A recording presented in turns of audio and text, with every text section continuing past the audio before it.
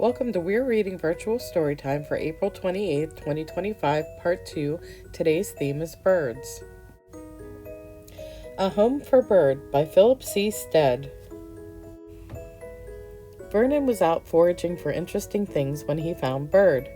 "Are you okay?" asked Vernon. Bird said nothing. "Are you lost?" Bird said nothing. "You are welcome to join me," said Vernon. Vernon introduced Bird to his friends. "Bird," said Vernon, "meet Skunk and Porcupine." Bird said nothing. "Bird is shy," said Vernon, "but also a very good listener." Vernon showed Bird the river and the forest. He took Bird foraging and cloud watching too. "I am worried that Bird is not happy," said Vernon. "Perhaps he is lost," said Skunk. "Maybe he misses home," said Porcupine. So Vernon prepared for a journey to help Bird find his home. He readied a boat, found an oar, and said goodbye to old friends. And together with Bird followed the river into the great unknown. Vernon showed Bird many different places to live. "Is this your home?" he asked Bird. "How about here?" "Here?" Vernon sighed. "Bird will speak up when we find the right home."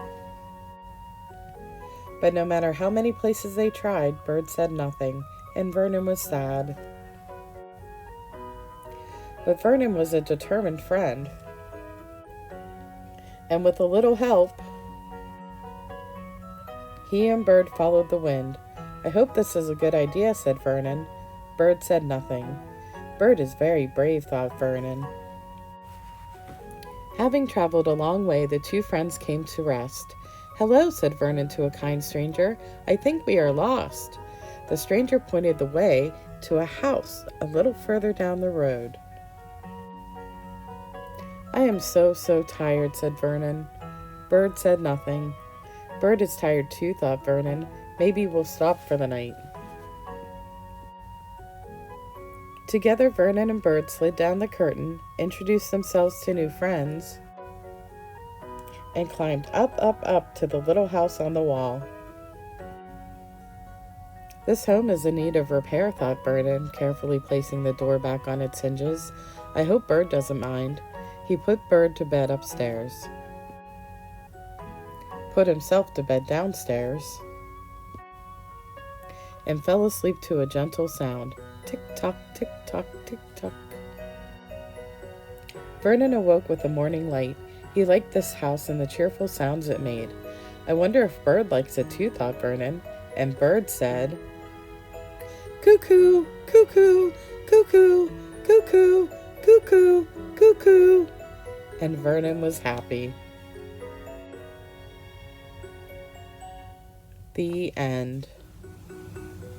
We're going to color a spring bird, and your craft to go kit is a wooden spring bird.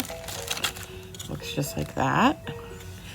And all you'll need for this is markers or paint. I'm using markers, and I'm actually using Sharpies, but you can use regular Crayola markers or whatever. And all we're going to do is color or paint the bird. So I'm going to make nice yellow insides there, some green leaves. Gonna make the bird blue, make the flowers purple,